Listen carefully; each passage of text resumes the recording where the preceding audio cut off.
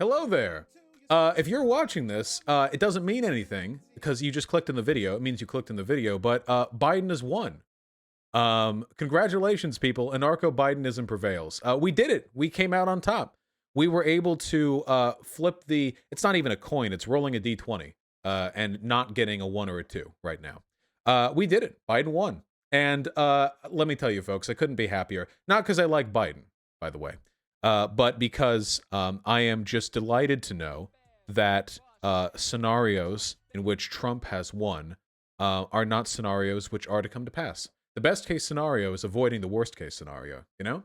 And we avoided it. And now we're in this scenario. And what does this scenario mean for us? Well, a couple of things, actually. First of all, and I want to be perfectly clear here. I know this is upsetting to some of you, but I'm afraid that anarcho-Bidenism as an ideology only is relevant when Biden is not actually in power. So we're going to be waiting until the inauguration, because no doubt Trump is going to try some shit between now and the inauguration. But once the inauguration takes place, anarcho-Bidenism is over. It has served its purpose, and we return back to the traditional anarchism. And man, I couldn't be happier. What do we do now that Biden has won? Is this a victory for us? Yes, it is. I've made this argument 1,000 times in the past, and I will make it once more. We can't organize liberals. We can't move them left when they're terrified of fascism. Bernie did great after 8 years of Obama. Bernie did worse after 4 years of Trump. We're about to get Biden. And we're about to get Biden in an era where more and more and more people are getting radicalized by the world around them.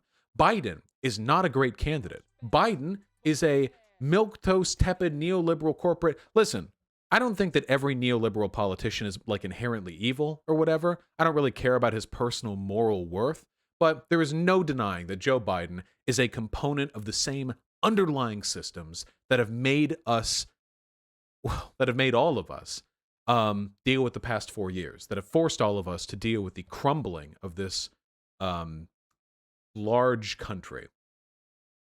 Does that mean Biden's a bad man? I don't care. How do we maximize our outcomes here? Well, here's a couple of suggestions. First of all, your job is to move liberals left, okay? I don't give a fuck if you are taking existing lefties and agreeing with them. You're useless. Sorry, you're useless, okay? I don't care. They're already lefties. What do you think we're getting from that? I don't care. Get out of your fucking social groups. Get out of your little fucking circle jerk Twitter furry fucking ERP convos where you alternate between talking about how Kamala Harris hates trans people and how deep you're going to take the dog knot up your asshole, okay? Chill the fuck out. Those are all lefties, okay? Everyone you're talking to is a fucking Marxist-Leninist, okay? You need to get out of your little fucking bubble and you need to talk with liberals, okay? Here's how you talk to liberals, okay? Are we ready for a little fucking back and forth, okay? Okay, folks. I want you to tell me what is wrong with this interaction, okay? Are you ready for it? Okay? Is everyone ready? Okay? Zoomed in is liberal, zoomed out is lefty, okay? Man, I'm just so really glad that that Biden won. You know, Trump was really bad. Huh! You actually think that the fundamental problems of this country will be served by another 4 years of tepid neoliberalism? I will fuck your mom! What did I do that was wrong there? What did I do? It was, come on, chat. Come on, bring it in. What did I do there? Come on. What was wrong? Come on. It's bad. It was bad. Yeah. I fucked their mom. Yeah, that was bad. That was bad optics. I shouldn't have fucked their mom. Yeah. Yeah, wasn't good. Wasn't good optics, folks. Wasn't good. Here, let me give you a better version, okay? Let me give you a better version, okay? All right? Man, I'm really glad that Biden won over Trump, you know? Now I can go back to eating brunch and not checking Twitter every day. Yeah. Well, you know, one of the reasons why Joe Biden was able to win is because he was so influenced by Bernie Sanders' proposals that his, little sect in the DNC were able to negotiate out of him. And I just, you can relax all you want, but do keep in mind, like, even with Joe Biden having won the presidency, there's still a long road to go with regard to actually getting these things fixed. Oh, yeah? Well, yeah, of course. I mean, nobody can fix everything, right? Well, I mean, what do you think? What do you think he's not going to do? I don't know. We'll just have to wait and see. But and then wait, hold on. Note to the audience, okay? This is the part where Biden doesn't, where Biden does something disappointing. Okay, are you ready? This is the aside to the audience. Okay. Wow, I thought Biden would do that. Yeah, it turns out that Biden's been in the governance for like 50 years, and he's always kind of served the exact same like middle of the line ticket without radically changing anything. You know, it feels like this kind of milquetoast, the incrementalist approach towards policy has been leading to a lot of problems in our country. You know, you don't want there to be another Trump in 4 years, do you? No, I really don't. Okay, look, liberals have a certain set of beliefs. Okay, the fundamental belief that liberals have, okay, is that the world should be a just place. The problem with liberals is that they have no fucking clue what it actually means to be just, and they have no fucking clue what's unjust with our world, okay? That's the main issue. That's the issue isn't the underlying belief. The issue is how they attempt to achieve that belief. So here's what we got to be doing, okay? We have to appeal to their positive sensibilities while criticizing their leaders, okay?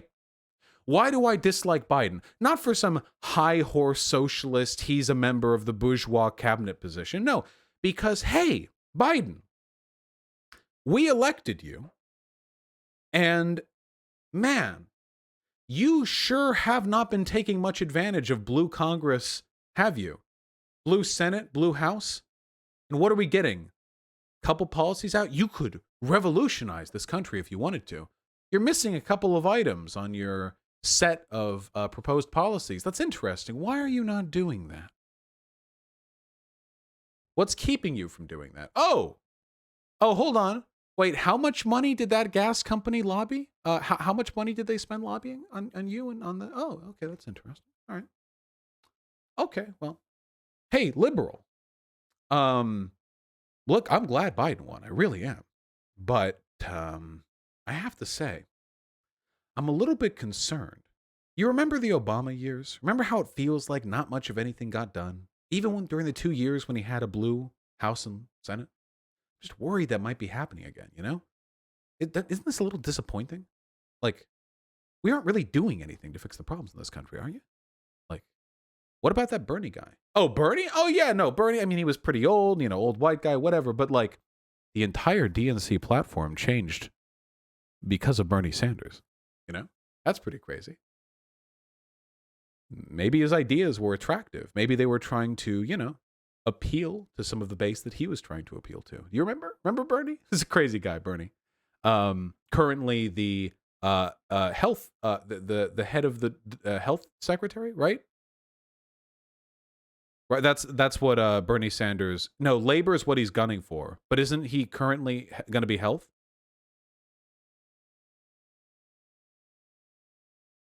I guess sure, labor, health, whatever. We'll just make him all of it. Yeah, chairman of the entire government. Okay.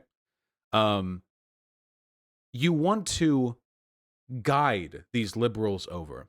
Every time Biden or the DNC does something disappointing, you want to milk it like crazy with them. You want to be like, "Hey, that was really fucked up that they did or didn't do that." And anytime they do something good, you should applaud it. This is a big mistake that lefties do. Because they never applaud good things the DNC does, they don't provide their liberal audience or compatriots a framework to understand what is or isn't good. If all you're doing is criticizing, it doesn't feel like you're proposing like a positive direction, you know?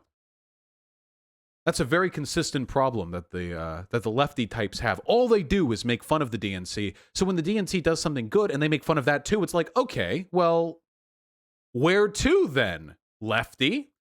Give people a where to. Hit people hard on the healthcare question when inevitably the public option, if we even get a public option, ends up being riddled with all of the high-risk cases, and it doesn't do anything to meaningfully change the system, and it ends up being prohibitively expensive, and it ends up being a drain on the government because they're not doing anything to meaningfully challenge the power of the insurance companies, you need to hit on that. When we're talking about private prisons, hit on that. Border camps, ICE, hit on that. DHS, hit on that. You need to be constantly, incessantly challenging the DNC for not holding themselves to the standard liberals like to believe they live to. And that is the next 4 years I want to spend. I want to spend it ruthlessly making fun of the Democrats in a way that maximizes the positive optics with liberals. And you have to join me on that, okay? You have to join me in doing that. This can't just be me.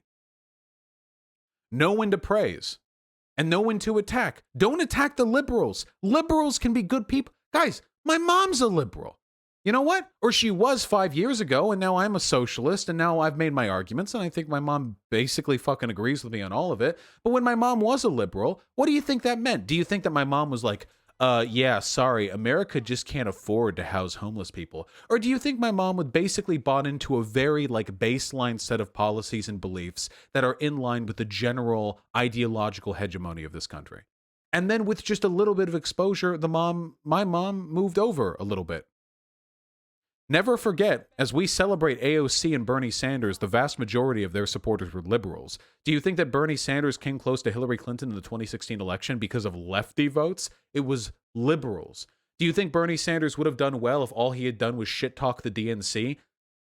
Do you think AOC would do well if all she did was shit talk the DNC? It is the tactical balance between criticism and praise, between working with liberals and criticizing liberalism, that gives them their power. And we need that. There was a phrase Michael Brooks was fond of, rest his soul. And it was I believe, if I'm misremembering, it was be kind to individuals and be ruthless to systems. And that is such a fundamentally Marxist perspective. I can't believe more lefties don't believe in it. Individual human beings are weak and impressionable and generally a product of their environment. And me too, by the way, all of it, totally 100%. Systems are the product of a massive amount of powerful, influential, directed control that are designed to reinforce certain systems of power. The systems are what we need to be focused on. So chill with the liberal hate. Chill with the liberals are just proto-fascists. Chill with the constant, relentless, aggressive derision of people who aren't as far left as you, and follow in the footsteps of some of the most effective political agents in the history of this country. Follow in the footsteps of people like Bernie Sanders, who have been more successful than any internet podcaster at moving people over to the left. You have to give people an image of the future they want to live in. And as long as they think that image is Soviet gulags and Chinese re-education facilities, they're not going to move over. As long as they think that image is pot-smoking degenerates who listen to 18 hours of Chapo a day and sneer every time they pass by a person with a pussy hat on the street, they're not going to move left. They're not going to move over. As long as they think that a better world is inexorably tied to the legacies of habitually pessimistic, always online dipshits and or long dead autocrats, they're not going to move left. The future of leftism in the United States is not Marxism-Leninism. It is not rampant cynicism. It is people like AOC who know when to hide their power level, who push hard when they can, and when they can't, they know when not to fudge all their political power. The future of leftism in this country is not a fucking revolution that we know is not going to fucking happen right now. Don't be delusional. The future of leftism is building a power base in this country large enough that we are going to be capable of revolutionary action. The future of leftism in this country is not being a victim to a divide and conquer strategy, allowing the Republicans to play off of progressives and liberals so they can retain power because they play off of your cynicism and your apathy and your neglect. No. The future of leftism is Zoomers. It is optimism. It is engagement. It is political efficacy. It is pragmatism. It is coalition building. It is the rejection of purity politics. It is knowing that revolutions take place only under the proper material conditions, and the material conditions we live in right now are not sufficient. We do not live in a revolutionary era for socialists. We live in a revolutionary era for fascists. This is their time, but we will steal it from them. They hold the fire, and we will quiet it in our hands. We will dampen it with our piss. We will piss all over them. And then we'll get our own torch. We will light the first flame. Okay? Well, that was a bad thing in the games. And they will smell bad. And by the way, never, ever, ever forget, the ultimate enemy is fascism. The ultimate enemy is the Republican Party. If at any point in time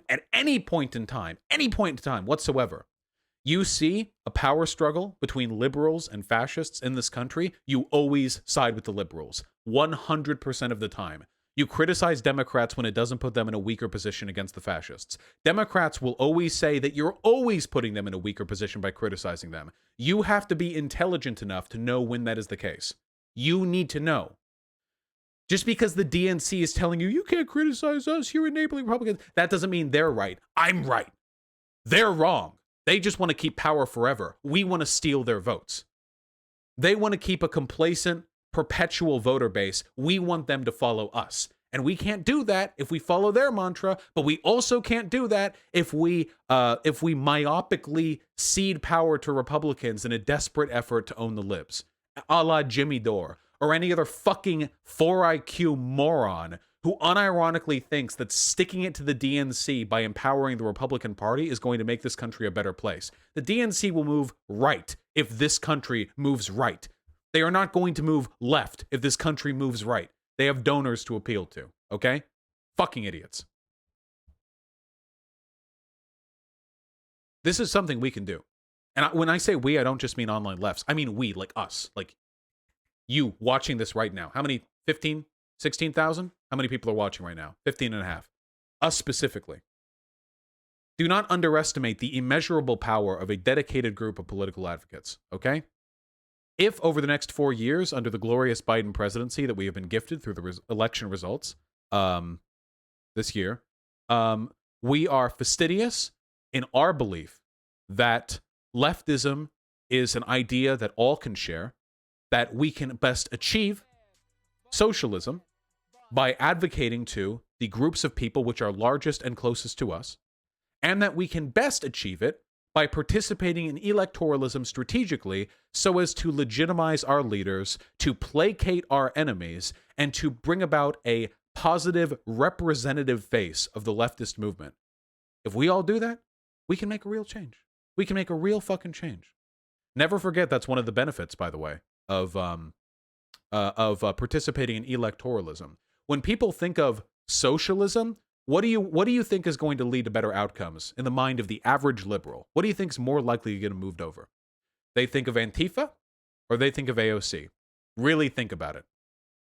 Whatever your positions may be on how based and epic Antifa or AOC may be, we know what brings people over. So let's be that. Let's be that positive rep. I'm excited for the next 4 years. The Republicans are not going to go away. This country is still, even with a Biden presidency, teetering on the precipice of fascism. This country is still very, very vulnerable to a far-right coup. There are a great number of people in this country who want you and I dead. Not because we're leftists, though that doesn't help, but because we're queer, or because in some of your cases, because you're non-white, or because you're trans. And we're going to need to deal with those people. But I would rather deal with them shoulder to shoulder with millions of radicalized socialists than I would for my tiny ivory tower hoping the liberals and the DNC do it for me. So let's win. And let's prove, finally, that we're smarter than the fascists who have up until this point been trouncing us in electoral effectiveness, who have been trouncing us in advocacy or activism and advocacy, who have been trouncing us in political effectiveness. Because we are smarter than them. They're better funded, but we are much smarter than them.